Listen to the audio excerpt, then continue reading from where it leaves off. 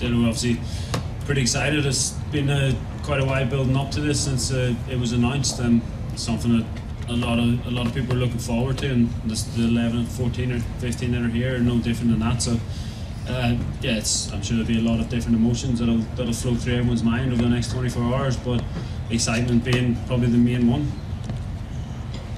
Well, you've probably been out there banging the drum for associate cricket, you personally, for so long, and opportunities being closed to you.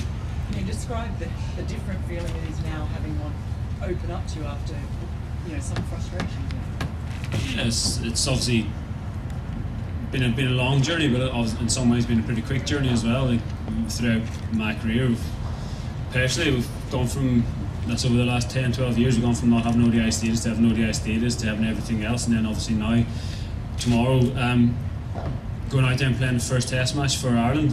So yeah, it has been a lot of banging the drum and things like that, but and it's going to be a pretty special occasion for the 11 that are lucky enough to take the park tomorrow. But we've mentioned it ourselves, we've mentioned it amongst the squad, and we'd be pretty remiss if we didn't talk about everything that's gone before us, not only over the last 5-10 years, which everyone will probably remember most, but every cricketer that's ever played for Ireland, on and off the pitch, administrators. There's been a lot of people that have devoted a lot of their lives to Irish cricket to make this day happen. So I think it just culminates in us being lucky enough to be the ones time in our career to be able to take the pitch to play that first test match. But I think obviously the third day is the past players' day, and that's going to be a pretty special occasion. And I think everyone that's ever worn a jersey and done things, a lot of things behind the scenes and devoted their lives to it, deserve a lot of credit for what's going to happen tomorrow.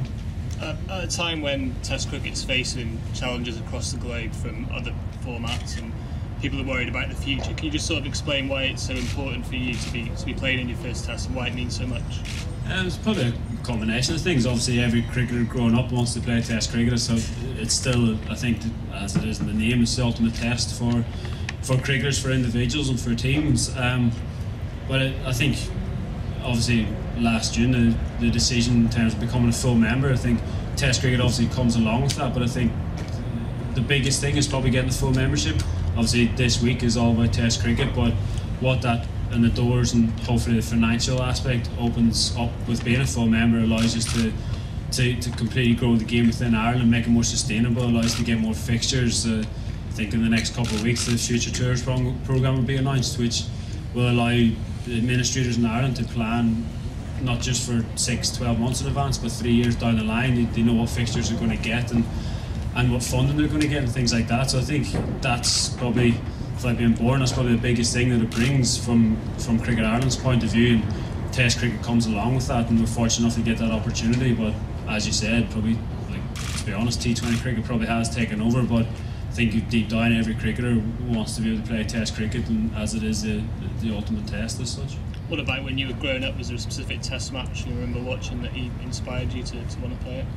I wouldn't say necessarily any specific occasion. Obviously one of the biggest things, and I'm sure everyone in Ireland, England would be pretty similar to the Ashes whenever they were on, the coverage that got and everything else would be probably a lot of people's main cricketing memories from Test cricket. And then you obviously going back a little bit further, the West Indies team probably in the 80s was a little bit before my time, but you obviously hear a lot about that and see a lot about it. But the Australia dominance over probably the 90s and early 2000s would have been my main standout memories personally, and just seeing how hard they played and everything else would be main Test memories as such. Particular proud moment for you tomorrow, William, as captain? Yeah, it obviously will be. I think it will be for everyone that takes the pitch, but it'll probably be something we look back on more so potentially in a couple of years' time or whenever they end up finishing.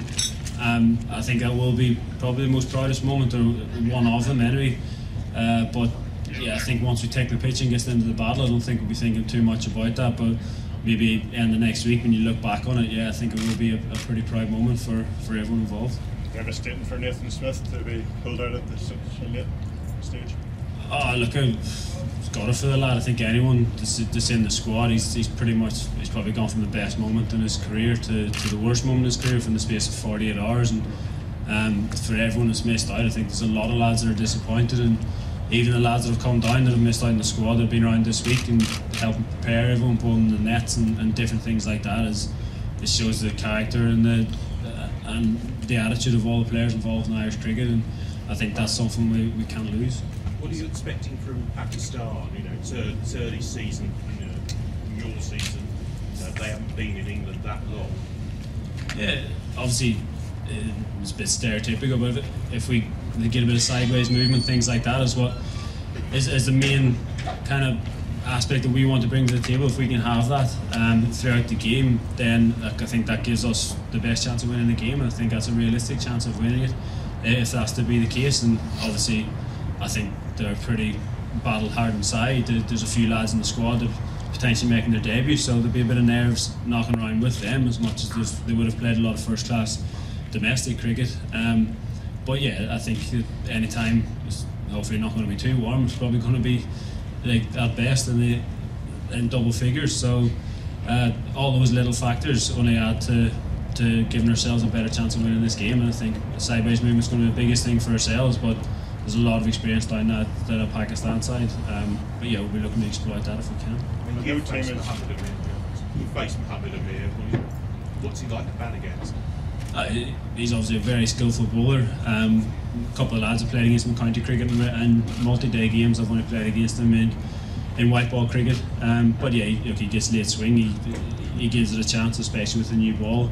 And he can also then later on in the game can be pretty aggressive as well. But obviously, this late swing is going to be a factor for him. And I mentioned sideways movement. They've got a pretty handy seam attack, so it's something we're going to have to combat with the bat as well. William, it sounds like you're probably only going to get a few tests a year over the next few years. I mean, are you happy with that, or would you like a chance to show the world what you could do over more matches? I think this is touched on before, a combination of factors. I think it's going to be very hard to organise 3-5 game series and things like that. The cost that's involved in organising them. Yeah, it would be great if we could play quite a few tests a year, but I think it's not really financially viable as it stands. So that is what it is. I think the biggest thing for ourselves, we've got to make a first class structure here. We had a very good game last week. We've got to make that sustainable and better, and get a volume of fixtures into that system, and also the Wolves programme, which is effectively our A team. The Wolves programme is going to be key over the next 12, 18 months, 2 years, in terms of having home and away series. I think that's the biggest thing for ourselves, is just keep increasing that player pool and giving them more experience, and I think then it becomes easier for those lads to transition into the first team, as opposed to not having that volume of cricket. No team has won their first test for 140 years. Do you really think we have a chance? We've always got a chance. It's sport. It's two teams going out there against each other. Yeah, are we favourites? No, they are, but we've got as much chance as anyone. We go out there, we do the basics right in our own conditions, then we give ourselves a very good chance. There's a lot of experience throughout our lineup. There's a bit of exciting youth there as well. So I don't see any reason why not. Yeah, the odds are probably against us, but if we go out there and, as I said, do simple things well, then we'll give ourselves a very good chance. William, I think you've only played one 5-day game in your career. Is it a different challenge as a captain to captain a side in multi-day cricket? Yeah, it obviously brings its different challenges as opposed to just a one-day game. I think obviously we haven't played. I think the one was in South Africa. We played the 5-day game, but maybe one in Dubai. But it just adds that extra day and it just prolongs everything. So you wouldn't think it would necessarily declaring earlier, little things like that. But again, if you look too far down the line and start thinking about day 3, 4 and 5, and you ignore 11 o'clock tomorrow morning or that first hour, first half an hour, first session, then you're getting a bit ahead of yourself. So I think that will come to fruition throughout the 5 days, because it's just an extra 3 sessions on top of the game. But I think we've played enough 4-day cricket to know what to expect and how we can take that forward. What kind of attack are you expecting, William? Pace or spin? From Pakistan? Yeah. I would imagine it'll be a combination. I think a lot of the spinners bat as well, so I think that the leg will play the left arm spinner, and I think they'll have a pretty balanced seam attack as well. It's where the all-rounder plays, and I think they'll have at least 4 seamers playing along with the leg and the left arm spinners. I could be wrong, but I can't imagine being too far away from that, just with the lads being able to bat as well. Would you like me to play the spinner? It'll all depend on how we feel that's going to be played. If it is what we want, then it's potentially airing towards not, but it's always an option there for us, and we've got a few lefties on their side as well. Did you prepare yourself for against Shadal, because he just took 10 wickets, first time ever after 91 years? So have you any plan for him, for Shadal? Yeah, it's like any boy. Obviously, he had a pretty good game last week against Northants, but he's obviously a very good bowler, and he's burst onto the scene, and that's great. It's any time that someone does that, it's just great excitement around. World cricket, you want people coming on. There's something that's got something a bit special. He's obviously had a good start to his career, but it's like anyone now.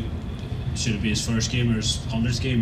There's a lot of, you're doing well for someone to come in that's unknown as such. You haven't got footage there of him, and it's another thing then dealing with it. But obviously, one of our spinners, just talk about Rashid Khan, will be knocking around. We've played a lot of cricket against Afghanistan over the last couple of years, not comparing the two bowlers, but for very good leg spinners, we've come up against that a lot in the last couple of years. So we're going to get that again come this week, because I fully expect him to be in the 11.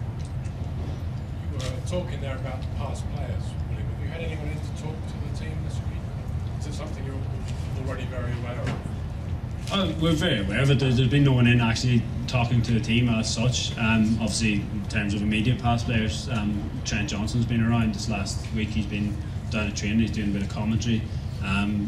Like Whitey, for example, selector, different things like that, and what it would have meant to them as well. But hopefully we get a chance at the end of day 3 to mingle with whoever's made the journey or who is going to be here. That'll be pretty nice. But I think it'd be wrong if we didn't acknowledge what they've done in getting us to this position, because as I said, it's not just the last 5 or 10 years, which there's been a lot more publicity around that, but a lot of people have devoted a lot of their lives to Irish cricket, and it's the last few years become more of a professional setup and a lot more people full time. But you got to remember those lads weren't full time. They had 9 to 5s around that, and still managed to dedicate as much time to Cricket Ireland as what they could have. So I think, yeah, we got to recognise that. William, sorry.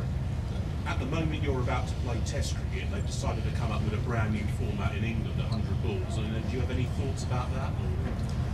I can't say it's something to put too much thought into. But again, as I mentioned earlier, T20 cricket's over the last few years has really taken off, and if that's one way of getting more people involved in the game, then that's great. They've identified target audiences for that and how they're going to get more people through the gates. But yeah, I don't have a lot of thoughts on the 100 ball competition as such. Just William, just on that point of former players, I understand that Paul Sterling and a couple of the lads spoke to Marcus Trescothick during the warm-up game against Somerset. Were you in on that, and what advice did he give you? Yeah, we said him, asked him, I think it was after day 2 maybe, if he'd mind at some point just sitting down with the lads. He's been playing, I think it was 26 years, something. He's been playing professional cricket. He had a great career, county cricket and Test cricket. It's just another opportunity. I think any chance you get like that to speak to someone of his experience was great. And look, it's nothing we necessarily wouldn't have heard before, but he talked about going out, like enjoying that experience. It's just generally what you experience when you come to play Test cricket, and it's just talked about that a little bit of a higher standard from county cricket. It's just you've got that extra seamer, it's a bit more relentless, which is kind of what we expect. And he talked a bit about past experiences for him. And as much as he didn't look at it, he just always talked about him finding rhythm and what he was doing in that game. As much as he didn't look at it, touch, he felt he was. And it's nice to hear someone else talk about every cricketer goes through the same thoughts. But him talking about that, I think, gives a lot of reassurance to everyone what they do and how they prepare their own game, being in order for tomorrow. Well, if that makes sense. But yeah, it's nice to know what thoughts that he went through is the same things that everyone else goes through. And you still got to find your way of dealing with it and your way of performing. But it was a good little chat.